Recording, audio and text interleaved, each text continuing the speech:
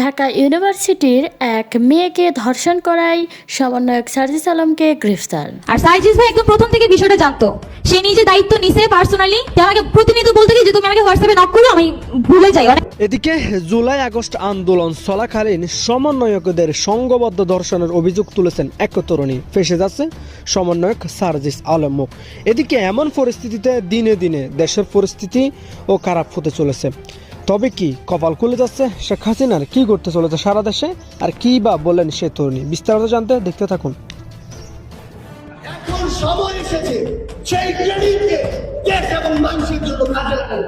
এই জায়গায় আপনারা ক্ষমতার অপব্যবহার করতে দেখবেন, আবার বিভিন্ন মানুষের এই নোংরা রাজনীতি করতে দেখবেন, সেই জায়গায় ঐক্যবদ্ধভাবে প্রতিবাদ করুন। একটি নতুন বর্বরতা নিয়ে আজকে একটি ভিডিও ভাইরাল হয়েছে সোশ্যাল মিডিয়ায়। নিউজ পেপার গুলাতেও নিউজটা হচ্ছে। এখন আন্দোলন চলাকালে নেতাদের দর্শনে অন্তঃসত্ত্বা এক ঢাকা বিশ্ববিদ্যালয়ের ছাত্রী, ঢাকা বিশ্ববিদ্যালয়ের তরুণীকে আন্দোলন চলা অবস্থা ওইখান থেকে হচ্ছে পরে লাস্ট মুহূর্তে সবাইকে বের করে দেয়। দুইজন ছিল, দুজন মিলে পরে হচ্ছে আমাকে ধর্ষণ করে। এটা এখন পর্যন্ত কোনো মিডিয়াতে আসে নাই, কারণ আমি নিজেই আসতে দেইনি। বাট যারা পারতো এটা একটা সলিউশন করতে পারতো, এখনো পর্যন্ত তারা ঘুরতেছে। বাংলাদেশের রাজনৈতিক অবস্থা বর্তমানে কোনোভাবেই ভালো যাচ্ছে না, কিন্তু এখন সেই ঐক্যে ফাটল ধরেছে। প্রত্যেকে তার নিজের মতো করে কথা বলছে, কেউ কাউকে পছন্দ করছে না, অর্থাৎ সেই ঐক্য এখন আর নেই। যদি বিরাট শক্তি হয়ে যায় তখন কি করবে? হ্যাঁ, চারিদিকে তো আমরা এখনই কিন্তু চিন্তায় বলে গেছে। আমি এটা বুঝা ফেলাইছে, খুব কিছুদিনের মধ্যে এটাও বুঝা ফেলাইবে যে হাসিনাকে আমি প্রশ্রয় দিয়া ভুল করছি। গেল কয়েক মাস ধরে আমাদের যারা বৈষম্য বিরোধী ছাত্র আন্দোলনের সমন্বয় ছিলেন মরার জন্য প্রস্তুত হন। এটার অনেকে হালকা নিছে, আবার অনেকে সিরিয়াসলি নিছে। সমন্বয়কদের জন্য একটা হুঁশিয়ারি বার্তা, কারণ এই সমন্বয়ক একটা চিঠি পাইছিলেন মরার জন্য প্রস্তুত হন। এই মুহূর্তে তিনি মৃত্যুর সাথে পাঞ্জাই লড়ছেন। ধর্ষণ করে গ্রেপ্তার হলেন সমন্বয়ক সার্জিস আলম, এমন একটি নিউজ বর্তমান বাংলাদেশের সোশ্যাল মিডিয়াতে ভাইরাল হয়ে ছড়িয়ে পড়ছে। তো বন্ধুরা, সত্যি কি এই সমন্বয়ক সার্জিস আলম ধর্ষণ করছেন? এটা সত্য নাকি গুজব, তা নিয়ে থাকতেছে আজকের ভিডিওতে বিস্তারিত। এই বিষয়ে পর্যালোচনা করে আমরা বেশ কয়েকটি খুবই গুরুত্বপূর্ণ তথ্য এবং ভিডিও পাই, যা আজকের ভিডিওতে সেগুলোই এক এক করে ধারাবাহিকলে তুলে ধরবো। যদিও আজকের ভিডিওটা কিছুটা লং হতে পারে, তবে ভিডিওতে জানতে পারবেন কিছু অজানা তথ্য, যা জানলে আপনারা ইতিমধ্যে অবাক হয়ে যাবেন। তো বন্ধুরা, চলুন ভিডিওতে আজকে আর বেশি কথা বাড়িয়ে আপনাদের মূল্যবান সময়টি আমরা নষ্ট করব না। সরাসরি আজকে আমরা চলে যাব যাকে ধর্ষণ করেছে তার মুখ থেকে। আজকে আমরা শুনবো তাকে মূলত কে ধর্ষণ করেছে, সমন্বয়ক সার্জিস আলম নাকি অন্য কেউ। 4 আগস্ট সকাল 9:30 বাজে চাষারা গোল চত্বর থেকে ছাত্রলীগের লোকজনরা আমাকে তুলে নিয়ে যায়।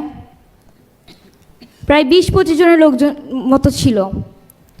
তো সেখানে হচ্ছে আমাকে তুলে নিয়ে গিয়ে তুলারাম কলেজের ওইদিকে কলেজ রোড ছিল, কলেজ রোডের গলিতে হচ্ছে মেবি আজমির ওসমানের বাড়ির নিচে আমাকে, ওখানে একটা অফিস ছিল, সেই অফিসে নিয়ে যায়।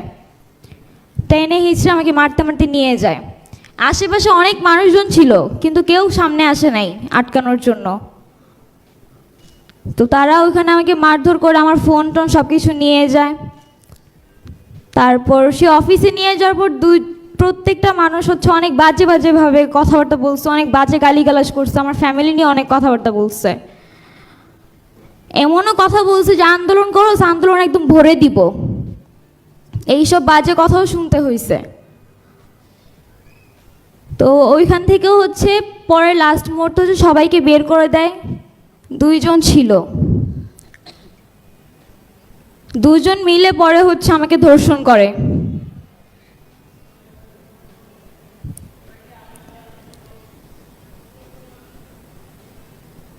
এটা এখন পর্যন্ত কোনো মিডিয়াতে আসে নাই, কারণ আমি নিজেই আসতে দেইনি। বাট যারা পারতো এটা একটা সলিউশন করতে পারতো, এখনো পর্যন্ত তারা ঘুরতেছে, তাদের কোনো শাস্তি হয় নাই।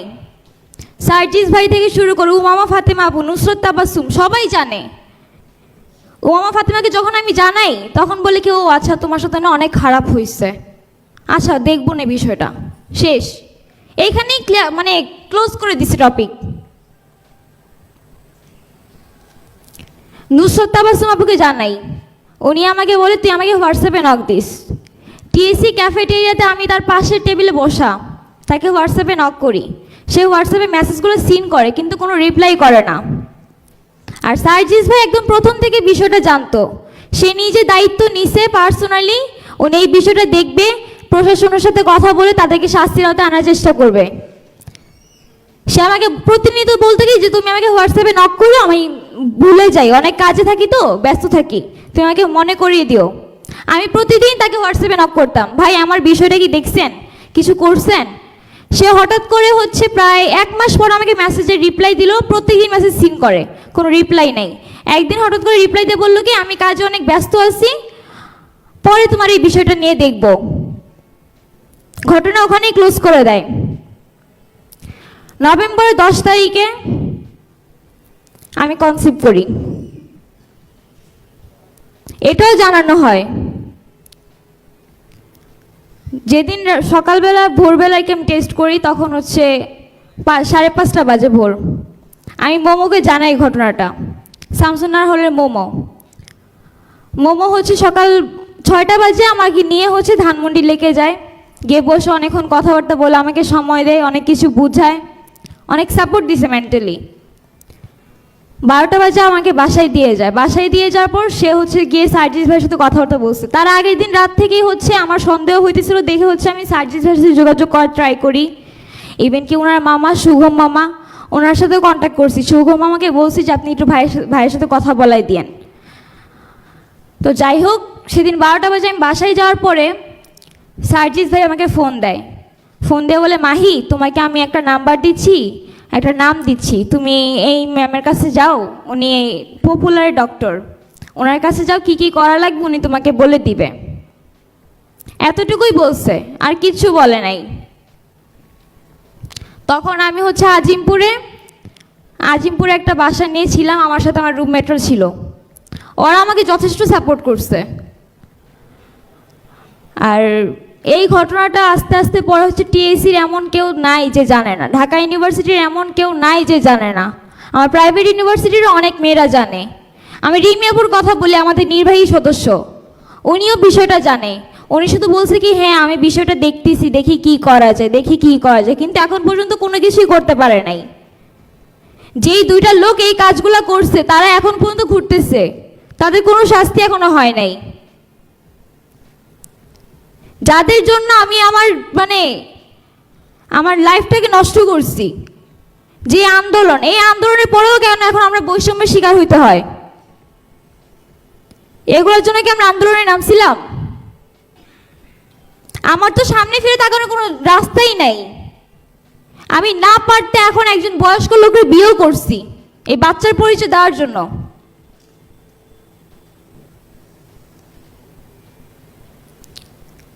তো যাই হোক, ডিসেম্বরের 31 তারিখে আমার বাচ্চা নষ্ট হয়ে গেছে আনফর্চুনেটলি।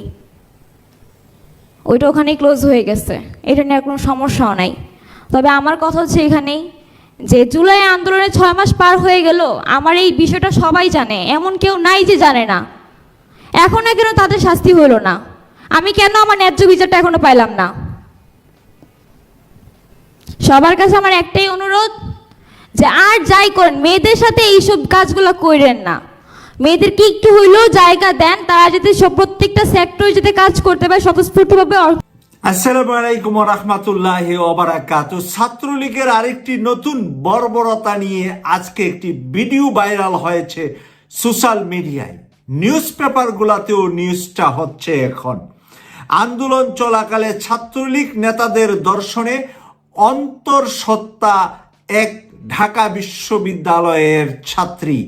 ঢাকা বিশ্ববিদ্যালয়ের তরুণীকে আন্দোলন চলা অবস্থায় ছাত্রলীগের 2 নেতা গণধর্ষণ করেছিলেন। সেই দর্শনে এসে পরবর্তীতে চেক আপ করে দেখতে পেলেন যে তার পেটে সন্তান এসেছে। প্রিয় দর্শক, এই কথাটা আজকে লজ্জা ছেড়ে দিয়ে সে নিজেই প্রকাশ করেছেন একটি অনুষ্ঠানে, নারীদের একটি অনুষ্ঠানে হৃদয় বিদারক কথাগুলা সে বলেছেন। এবং তখনকার সময়ে আন্দোলন সংগ্রামে আরও যেই নারী নেত্রীরা ছিলেন, আমাদের সন্তান তুল্য মেয়েরা ছিলেন, তাদের কাছে সে প্রকাশ করেছে অনেকেই তাকে সহযোগিতা করার জন্য, মানসিকভাবে তাকে বেঁচে থাকার জন্য তাকে সহযোগিতা করেছেন, ভালোবাসা দিয়েছেন, পরামর্শ দিয়েছেন।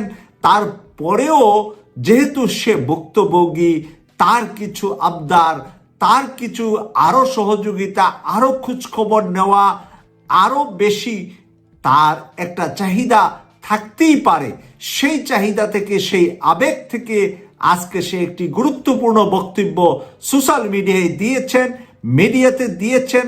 আমি একটু বক্তব্যের রেকর্ডটা আপনাদেরকে শোনাবো, তারপরে এই বিষয়ের বিশ্লেষণটা শেষ করব। 4 আগস্ট সকাল 9:30 বাজে চাষারা গোল চত্বর থেকে ছাত্রলীগের লোকজনরা আমাকে তুলে নিয়ে যায়।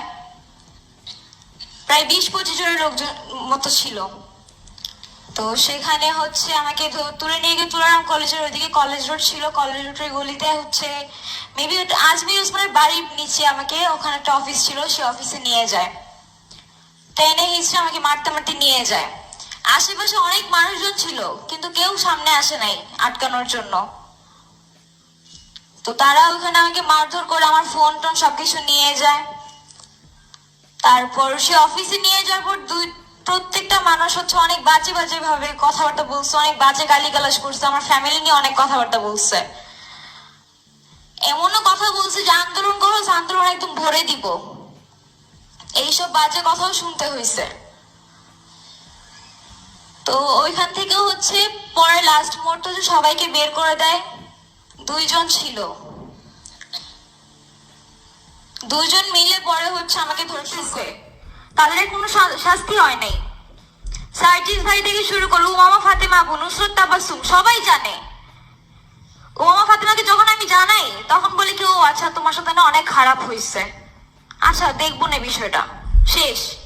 এইখানেই ক্লিয়ার, মানে ক্লোজ করে দিছে টপিক। নুসরত তাবাসসুম আপুকে জানাই, উনি আমাকে বলে তুই আমাকে হোয়াটসঅ্যাপে নক দিস।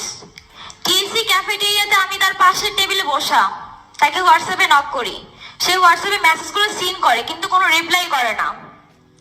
আর সার্জিস ভাই একদম প্রথম থেকে বিষয়টা জানতো, সে নিজে দায়িত্ব নিছে পার্সোনালি, উনি এই বিষয়টা দেখবে, প্রশাসনের সাথে কথা বলে তাদেরকে শাস্তির আওতায় আনার চেষ্টা করবে।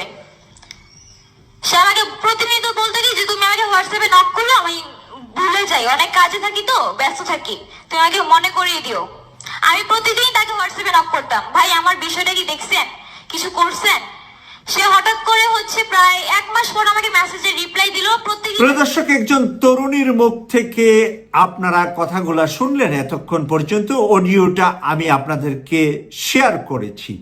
প্রিয় দর্শক, একজন তরুণী, তাকে কিভাবে ধরে নিয়ে গিয়েছে নারায়ণগঞ্জে এবং ওসমান পরিবারের বাড়িতেই বা সেই তাদের অফিসেই তাকে 2 জন মিলে দর্শন করেছে। তার আগে অনেক লোকেরা ছিল, তাদেরকে বের করে দিয়ে 2 জনে দর্শন করেছে এবং সে পরবর্তীতে সেই দর্শনে প্রেগনেন্ট হয়েছে, অন্তঃসত্ত্বা হয়েছে, তার পেটে বাচ্চা এসেছে। প্রিয় দর্শক, এই ধরনের কাজ হয়তোবা একজন সাহস করে আমাদেরকে মিডিয়ার সামনে বলেছে, হাজারো জন হয়তোবা নিজের লজ্জাকে লুকিয়ে রাখার জন্য, যারা একেবারেই প্রেগনেন্ট হয় নাই কিন্তু দর্শিতা হয়েছে, এরকম সংখ্যা তাহলে আমরা 1 নয়, এখন একাধিক, এটার সংখ্যা কত গিয়ে দাঁড়াতে পারে হয়তোবা আমরা পুরোপুরি বলতে পারবো না। তাই আজকের এই দিনেও যারা ছাত্রলীগকে, আওয়ামী লীগকে, শেখ হাসিনাকে ভালোবাসতে চান, ভালোবাসেন, নিজের পরিচয় দেন, আপনাদের জন্য এই ভিডিওটা উপস্থাপন করলাম। আপনাদের বিবেক, আপনাদের মানসিকতা, আপনাদের চরিত্রের মাঝে এই ভিডিওটা যদি সাড়া না জাগে, তাহলে আপনি ধরে নেবেন আপনার মাঝে আর মানসিকতা, মানুষ হিসাবে যেটা থাকার সেটা নাই। আপনার মাঝে এখন পশু আর হায়ানার চরিত্র চলে এসেছে। আপনি পশু আর হায়ানাদের চাইতেও নিকৃষ্ট মানসিকতার একজন মানুষরূপী পশু হয়ে গিয়েছেন। তাই আমরা বলবো যে এই আন্দোলন আমাদের শেষ হয়নি, এই বিজয় আমাদের শেষ হয়নি। আমরা এই বিজয় আর এই সংগ্রাম ততদিন পর্যন্ত চালিয়ে যাব যতদিন পর্যন্ত আমাদের সন্তানের মতো এই বাচ্চাদের উপরে, যাদের উপরকে হাত কাটা, পা কাটা, আহত হয়েছে, নিহত তো যারা হয়েছে তারা চলেই গিয়েছে, কিন্তু যারা বেঁচে আছে এরই মাঝে যেই নারীরা ধর্ষিতা হয়েছে, বিভিন্নভাবে অপদস্থ হয়েছে, তাদের পূর্ণাঙ্গ বিচার এবং তাদের পূর্ণাঙ্গ একটা জিনিস মিলানোর চেষ্টা করছি। 5ই আগস্টের আগে সাংবাদিক ইলিয়াসের সবচেয়ে বড় ফ্যান ফলোয়ার ছিল বাংলাদেশ জাতীয়তাবাদী দল, বিএনপি এবং তাদের যত নেতাকর্মীরা আছে, পাশাপাশি জামাত। 5ই আগস্ট পরবর্তী 6 মাসে সাংবাদিক ইলিয়াসের অবস্থান নিয়ে বিএনপি যথেষ্ট ক্ষুব্ধ। ইভেন কেউ কেউ বলছেন যে পিনাকি দাদা এবং সাংবাদিক ইলিয়াস তারা জামাতকে প্রমোট করছেন, কারণ তাদের সমালোচনায় বরাবরই বিএনপি এবং তাদের যে অঙ্গ সংগঠনগুলো আছে তাদের বিরুদ্ধে। এখন বিএনপির কাছে এই জিনিসটা খুব মজা লাগতেছে না, কিন্তু এই জিনিসগুলা যখন আপনার আওয়ামী লীগ নিয়ে করতো তখন আবার খুব ভাল লাগতো। এখন বিএনপিকে নিয়ে করছে, মজা লাগতেছে না। এইটাই বাস্তব ভাই। একসময় সাংবাদিক ইলিয়াসকে হুমকি ধামকি দিত আওয়ামী লীগ, ছাত্রলীগ, যুবলীগ, খোদ সাবেক প্রধানমন্ত্রী। এখন সাংবাদিক ইলিয়াসকে কৌশলে কমেন্টে গালাগালি করছেন অনেকেই। এখন কেন হঠাৎ করে সাংবাদিক ইলিয়াস বিএনপির বিরুদ্ধে অবস্থান নিলেন, নাকি অন্য কোনো অবস্থান তিনি নিলেন? সাংবাদিক ইলিয়াস গতকালকে একটি স্ট্যাটাস দিয়েছেন, যখন এই মুহূর্তে কুয়েটের ঘটনা নিয়ে মাস্টারমাইন্ড কি হাসনাত আব্দুল্লাহ, গুপ্ত সংগঠক হিসেবে যাদেরকে দাবি করছে ছাত্রদল শিবির, নাকি আসলে অন্য কিছু, নাকি ছাত্রদল, এই নিয়ে যখন দ্বন্দ্ব চলছে, ক্যাম্পাসে ছাত্র রাজনীতি চাই না দাবি করা বৈষম্য বিরোধী ছাত্ররা তারা নিজেরাই কিন্তু রাজনীতি করছে, এটা অস্বীকার করার আপনার সুযোগ নেই। বাট ছাত্রদল করলে সমস্যা কোথায়, এটা নিয়ে যখন দ্বন্দ্ব হলো, সংঘর্ষ হলো, মামলা হলো, হঠাৎ করে সাংবাদিক ইলিয়াস ভাই তিনি একটা স্ট্যাটাস দিয়ে বসলেন, ছাত্র রাজনীতি নিষিদ্ধ চাই। দেশপ্রেম শেখার জন্য ছাত্র জীবনে রাজনীতি করা লাগে না, ভালো মানুষ হতে হয়। এখন এই যে স্ট্যাটাসটা, এটা ছাত্রদলকে খেয়ে দেওয়ার মতন, কারণ জামাত ইসলামের রাজনীতিটা আন্ডারগ্রাউন্ডেও আছে, আপার গ্রাউন্ডেও আছে। বৈষম্য বিরোধী ছাত্ররা কোনো রাজনৈতিক দলের সংগঠক না বা লেজুর ভিত্তিক সংগঠক না। তাদের বক্তব্য, আমাদের মধ্যে থেকে যারা রাজনীতি করে তারা এখান থেকে ইস্তফা দিয়া তারা জাতীয় নাগরিক কমিটিতে আমাদের দল যেটা আসতেছে ওটাতে চলে যাবে, আমরা কোনো রাজনীতি করি না। এটা জনগণের সাথে একটা তামাশা করা। এখান থেকে নেতারা গজায়া রাজনৈতিক দলগুলোতে যাবে, বাট তারা ছাত্র রাজনীতি করে না। কিন্তু ক্যাম্পাসগুলো কাদের দখলে? এখন টেকনিক্যালি তাদেরই দখলে।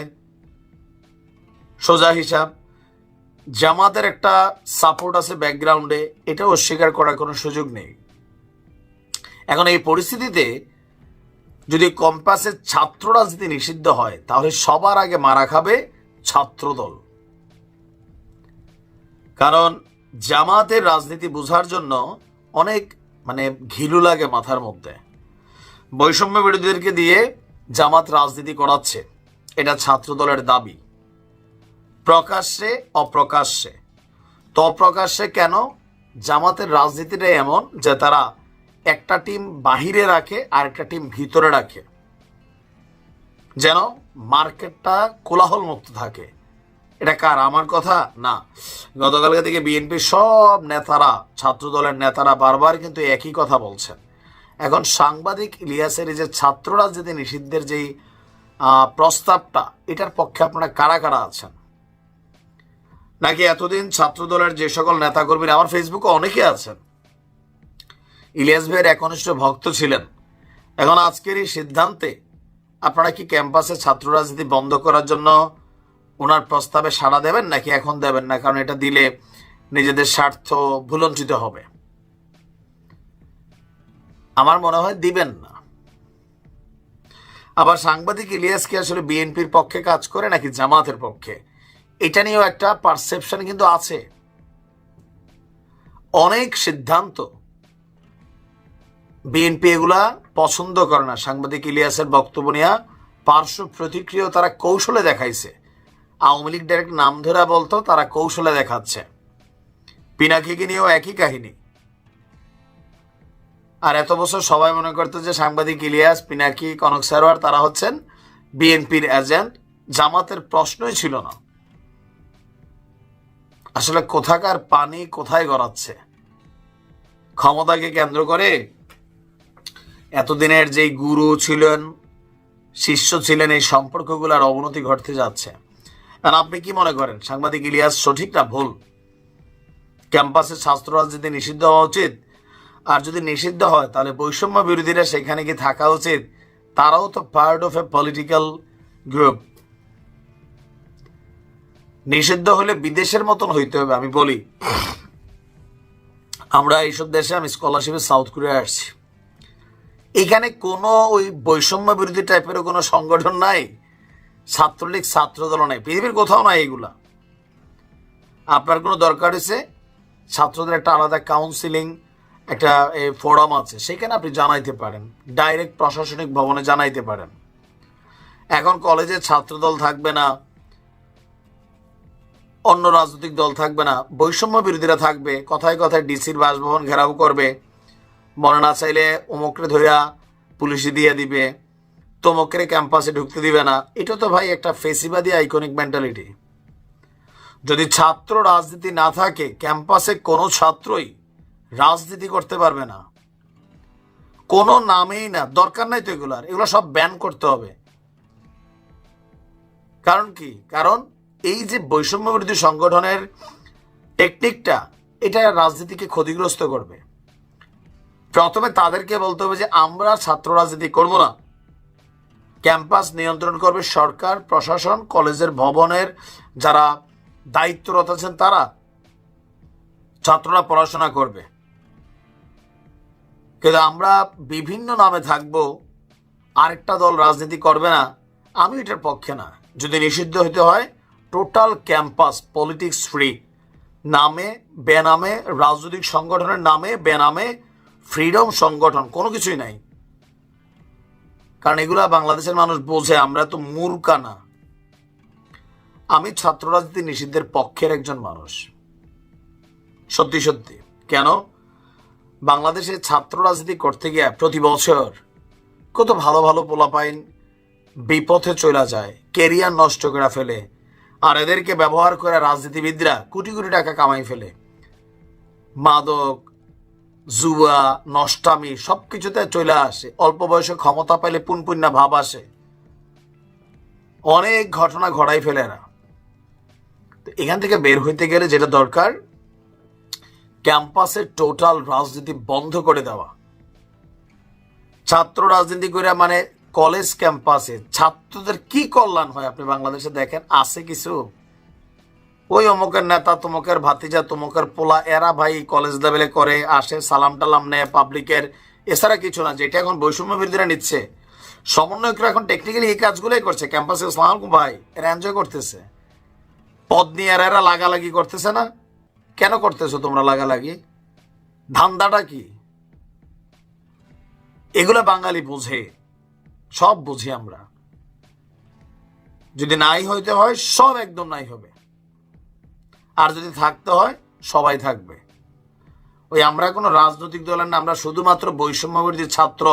তো ছাত্র কিন্তু আমরা প্রায় নিশ্চিতভাবেই বলতে পারি শেখ হাসিনাকে ভারত ফেরত দিচ্ছে না। কিন্তু এই যে অন্য নেতারা যারা আছে, সংখ্যাটা অনেক। আমি আসছি সেই জায়গায়, বিবিসি বাংলা চমৎকার একটা রিপোর্ট করেছে, সেখানে ভারতে কত আওয়ামী লীগ নেতা আছে, কিভাবে গেছেন, মোটামুটি খুব গুরুত্বপূর্ণ কিছু তথ্য দিয়ে কয়েকদিন আগে এই রিপোর্টটা করেছে।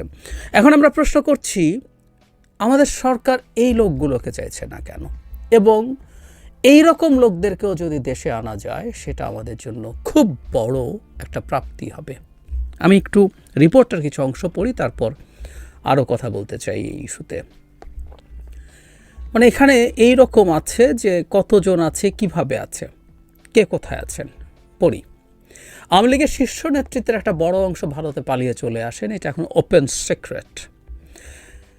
দলের যুগ্ম সম্পাদক আফম বাহাউদ্দিন নাসিম বলেন, এটাকে ঠিক পালিয়ে আসা বলা যায় না, কৌশলগত কারণে সাময়িকভাবে আমরা আত্মগোপন করেছি মাত্র।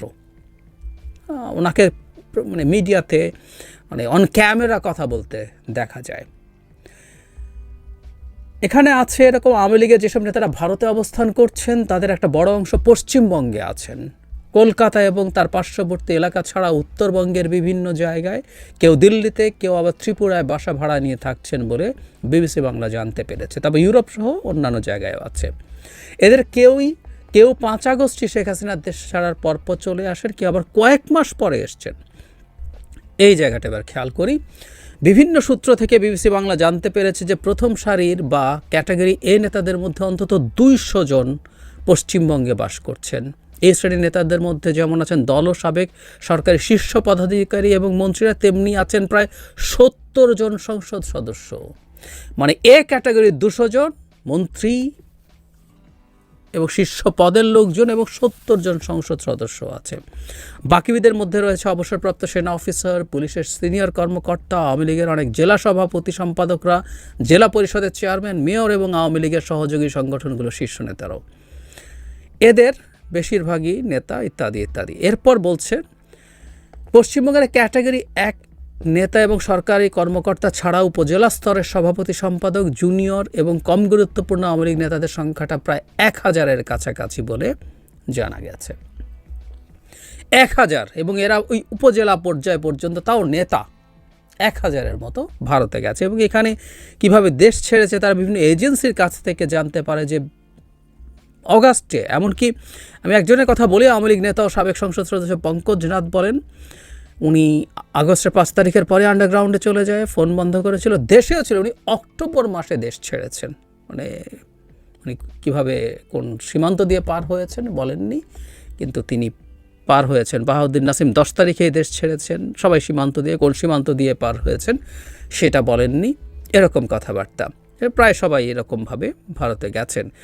তাদের যোগাযোগ আছে, কিভাবে যোগাযোগ হয়, দেখা সাক্ষাৎ হচ্ছে, তাদের হোয়াটসঅ্যাপ এবং অন্যান্য টেলিগ্রাম সহ বিভিন্ন গ্রুপে কথাবার্তা হচ্ছে। এবং যারা কলকাতা বা পার্শ্ববর্তী এলাকা আছে তাদের নিয়মিত দেখা সাক্ষাৎ হয়, অন্যের বাসায় যান। এবং সারা বিশ্বেও ওই যে হাসান মাহমুদ, তিনি বেলজিয়ামে পালিয়েছেন, বেলজিয়ামের তার সাথেও যোগাযোগ আছে। এসব কথাবার্তা এখানে লেখা। শেখ হাসিনার সাথে কিভাবে যোগাযোগ, এখানে বলা হচ্ছে নিয়মিত যারা ভারতে আছে তাদের শেখ হাসিনার সাথে নিয়মিত যোগাযোগ আছে। আত্মগোপনকারী নেতারা বিবিসিকে বলেছেন তিনি নিয়মিতই নেতা থেকে শুরু করে বাংলাদেশের সাধারণ কর্মীদের সঙ্গেও যোগাযোগ রাখেন। একজন নেতা বলেছেন শেখ হাসিনাকে অ্যাপের মাধ্যমে মেসেজ করে রাখলে তিনি তার সময় মতো উত্তর দেন, তারপর তো কথাবার্তা হয়। যে কথাটা বলছিলাম, আমার মনে হয় বাংলাদেশের এখন এই ব্যাপারেও মনোযোগ দেওয়া উচিত। সেটা হচ্ছে এই যে যারা ভারতে পালিয়েছে, প্রথম কথা বাংলাদেশের গোয়েন্দা তথ্য খুব স্ট্রং থাকতে হবে। কোন কোন নেতা ভারতে আছেন এই তথ্য এর মধ্যেই থাকা উচিত ছিল, যারা ইভেন প্রকাশ্যে আসছেন না। যেমন আমরা সাবেক স্বরাষ্ট্রমন্ত্রী, সবচেয়ে ভয়ঙ্কর ক্রিমিনালদের একজন, আমরা জানি জাতিসংঘের যে মানবাধিকার হাই কমিশনের রিপোর্ট, তাতে এই স্বরাষ্ট্রমন্ত্রীর কথাও খুব উল্লেখযোগ্যভাবে বলা আছে। এই লোককেও দেখা গিয়েছিল কলকাতায়, এখন খুঁজতে হবে। শামীম ওসমানকে আমরা দেখেছি, আজমিরে আছেন সম্ভবত, যেখানে যেখানে থাকুক না কেন। এরকম আরও কে কে আছে যাদেরকে দেখা যাচ্ছে তো দেখছি, যাদেরকে দেখা যাচ্ছে না তাদের তথ্য সরকারের কাছে থাকতে হবে। আমাদের অ্যাটলিস্ট এইটুকু গোয়েন্দা সক্ষমতা থাকা খুবই জরুরি। চলে যাওয়া ঠেকানো যায়নি, ঠেকানো হয়নি, বা অনেকেই নাকি নানান ডিল করে পার করে দিয়েছেন, যার সাথে দেশের বিভিন্ন পর্যায়ের সরকারি লোকজন এবং রাজনৈতিক নেতারাও এর সাথে যুক্ত ছিলেন, করে তাদেরকে ডিলের মাধ্যমে পার করে দিয়েছেন। এখন অন্তত তাদের এই তথ্য থাকা দরকার। এবং প্রত্যেকের বিরুদ্ধেই মামলা আছে, অ্যারেস্ট ওয়ারেন্ট আছে, টপ যারা আছেন। এবং এই 1000 জন, আমি 1000 জন না, আওয়ামী লীগের যত জনের নামই করি না কেন, প্রত্যেকে criminal. Awami League is a criminal gang, mafia gang. So সবাই তাই, এবং প্রত্যেকের বিরুদ্ধে মামলা আছে, প্রায় প্রত্যেকের বিরুদ্ধে দেখা যাবে অ্যারেস্ট ওয়ারেন্ট আছে।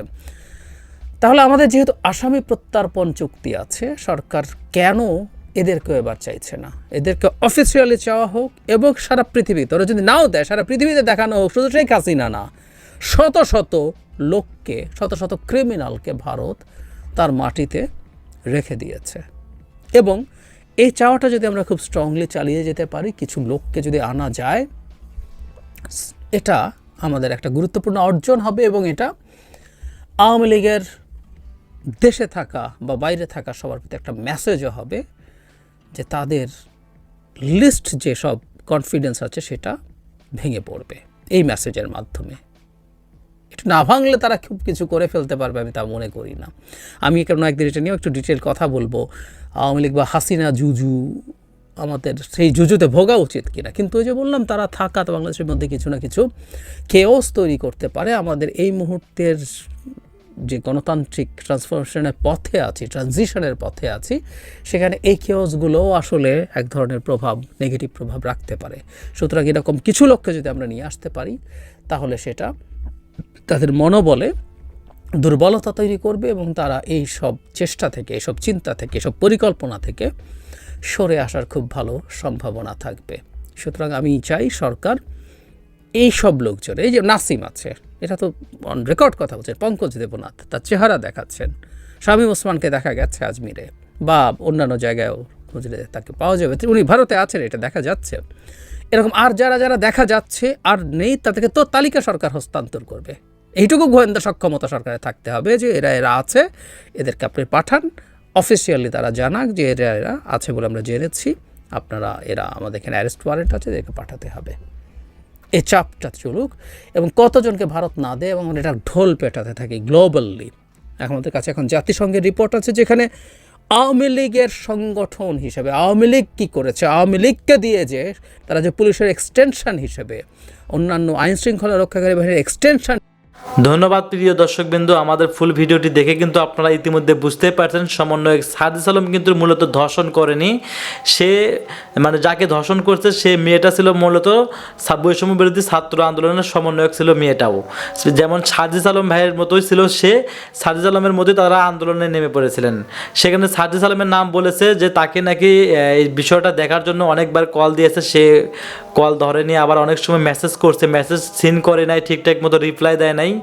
সে মেয়েটির বিষয়টা আপনারা ইতিমধ্যে শুনে বুঝতে পারছেন আজকের ভিডিওটা কতটা গুরুত্বপূর্ণ একটি ভিডিও ছিল। দয়া করে আজকের ভিডিওটি দেখে আপনার কার কী মন্তব্য অবশ্যই সেটা কমেন্ট বক্সে কমেন্ট করে জানিয়ে দেবেন। আর হ্যাঁ, এমন নিত্য নতুন আপডেট খবর সবার আগে পেতে চাইলে এখনই আমাদের এই পিচ্চি সাকিব ইউটিউব চ্যানেলটি সাবস্ক্রাইব করেন।